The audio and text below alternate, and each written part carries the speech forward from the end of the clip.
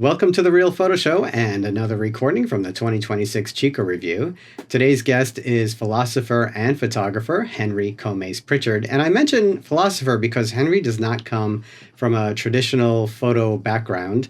His interest in photography actually starts with the camera itself, which he remembers being given and sort of just loving as this tool for documenting and memory. And he is going to talk about photography as both a tool for memory, but also as describing his vision of the future. And I think this is where his philosophical background really comes out. Henry also doesn't have a typical digital footprint. This is his website, Two Dimensional Space, and it's really unique. If you click on the words, they take you to those projects. And I have these pictures running through the video of the show. And that's just about it, except for a LinkedIn profile. There's not much of a footprint, like I said before. But before we get to the show, this podcast is sponsored by the Charcoal Book Club. Begin building or continue to build your dream photo book library today at charcoalbookclub.com.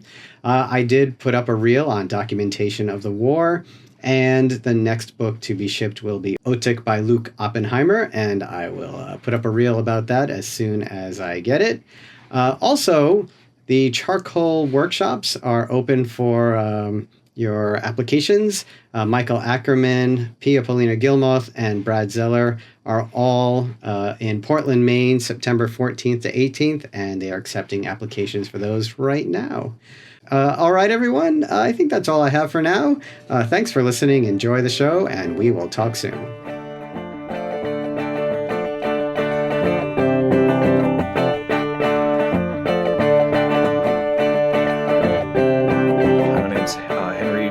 Pritchett from Castle Rock, Colorado. Nice. Right, Hi, sure. welcome to Chico. First time?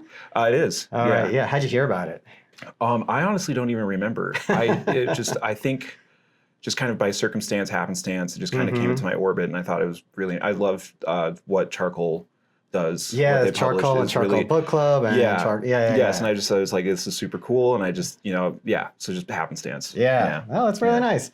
And how do you come into photography? I don't have any formal training with it. I just kind of just do it, I guess. Yeah. When did you get interested? I've been interested in my whole life. Well, let me qualify that. I've been interested in cameras my whole life. Oh, I don't know why. Yeah. Like, I just think they're a very interesting object. And as a kid, I was always really kind of disturbed by the fact that things changed. Like time has a linear sequence. It always is just happening. It's always just going forward. You can't ever go back. You have a memory, but it's imperfect. And so when, my parents let me play with cameras, I was just like, it's less about the photo and more just to really trying just to have a document of memory, you know what I mean? And then I stopped. I was like, I just didn't touch it for a long time. And just recently I kind of just got back in, I don't know. Yeah. How long have you been actually then photographing? I guess my whole life. Yeah, well, sure, yeah. Like 6, 7, 8 years old kind of thing. Yeah, I was, yeah, and just less of it being about memory. Yeah. Sorry, did that? Oh, I'm sorry. I didn't know if that was me or you. No, that's good. Okay. That's okay. Yeah, sorry. Yeah, yeah. That had a real Casio vibe. Yeah. So early on, you start photographing, and what kinds of things sort of start interesting you?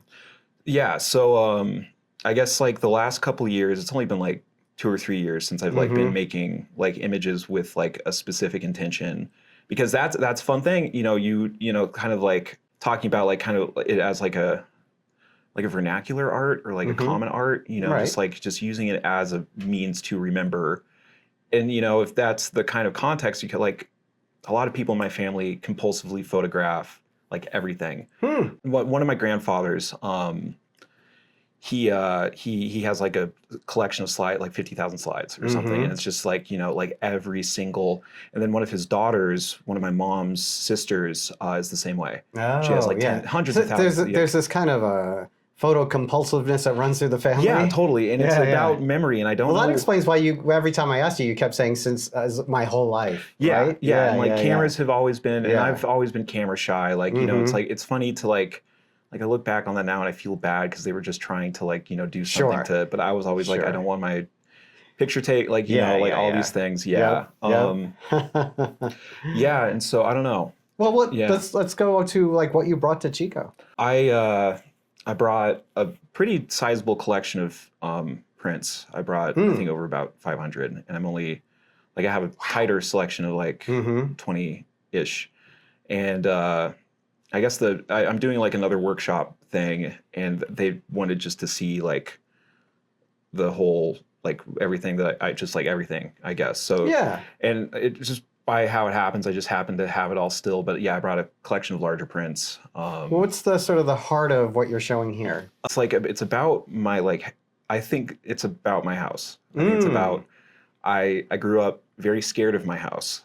I grew up feeling like it was very haunted. There was some it was a strange place in the woods, kind of creepy, you know, and I think that just kind of like I don't know, it just like informs a lot of it. Yeah. Yeah. But it almost sounds though like the house and your relationship with the house is a smaller way of describing something bigger. Right? Sure. Yeah. No, that's a great way to put it. Yeah. It's yeah, no, that's a great way to put it. It does have a lot to do with like belonging and the sense of not belonging. Sure. And, you know, like thinking about like how just bittersweet things are just in general, just in the world, you know, that kind of conflict between like, you know, I think we like to pretend that like good things and bad things are like contradictory, but you know, if they were contradictory, they just couldn't exist in the same, you know, and they just do. It's just how these things are. And, you know, so yeah, the house is definitely like a symbol for that. Absolutely. And, you know, I had a great conversation with someone the other day, and we were talking about just like kind of the state of the world.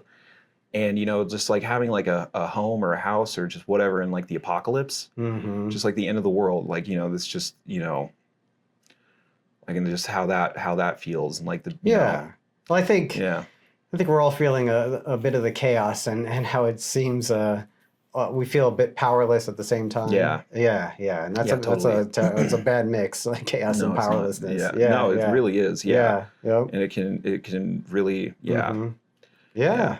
And what are you thinking of this work in terms of it seems like you'll make a much smaller selection from this much larger selection in book form and show form and all those things, right?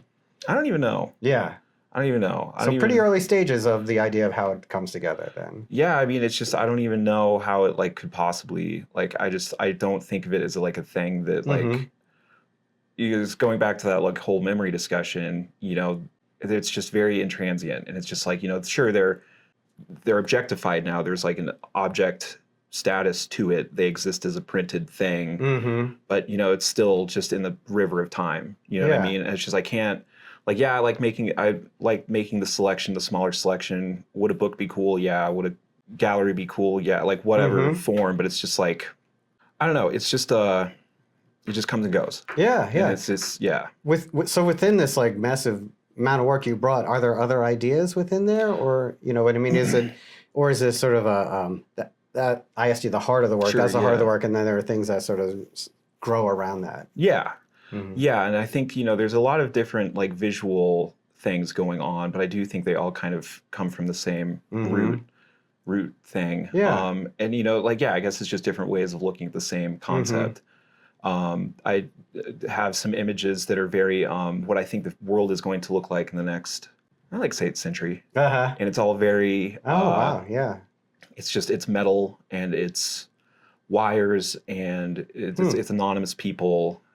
Just figures, you know, faceless figures. You know, it's concrete. It's just big, huge structures, and like that's been a fun project because I can go out and I can just look at you know, like a mundane thing, like a highway overpass, but then, you know, if, like I play with it and I really feel that feeling that I get, you know, where it's just like making like this big, like they're like ziggurats, you know what I mean? Sure. Yeah. Yes. There's a sort of monumental aspect to it. Yes. And it seems impenetrable in Yeah, a way, totally. right? Like, Yeah. because what you're describing almost sounds like the world is going to become more impersonal, Oh yeah. right? And Yeah. less, you'll be able to identify with less of it in some Yeah, ways. Or, yeah, exactly. And it becomes impenetrable and it becomes insurmountable. Mm. You know, you have these structures that we're currently embedded in, but only like we're embedded in them. You know, like we think about like industrial history, like, you know, industrialization it's not in the course of human history a very long thing. Not at all, right. From where that started to now, Yeah. you know, we're like on the surface level of that. I feel like just as we sink, you know, because I do think there's a way out. I do think that we could get out of the tailspin with how things are going right now. Yeah. So I guess there is some hope. Like, that's funny. I had a conversation like that. There's like hope. I think there's always some hope because we can't know everything in terms of where everything goes. And, True. And you can feel backlash to things becoming a little too technological, a little too AI, a little too easy in one way or another. Yeah. So you can see that. Yeah, totally. Yeah. Well, good. Thank you for sharing. Yeah, absolutely. Yeah. It was nice to meet you. And, it's nice to meet and you. We're at the beginning of the week, so you have a lot more to do. We'll see. We'll see what's going to happen. Good. Yes. And you'll get all different ideas from different people. Yes, and I like that. I like as long as they're having ideas and we can talk about it, that's great. Yeah. Fantastic. Yeah. Good to meet you. Thanks to meet you. Yeah, sure. Yes, absolutely. Bye. Yeah. All right. Real Photo Show is produced by me, Michael Chovin-Dalton. Music by Matteo Chovin-Dalton and Jim Raimundo. If you like the show, please rate and review with all the stars on your listening platform.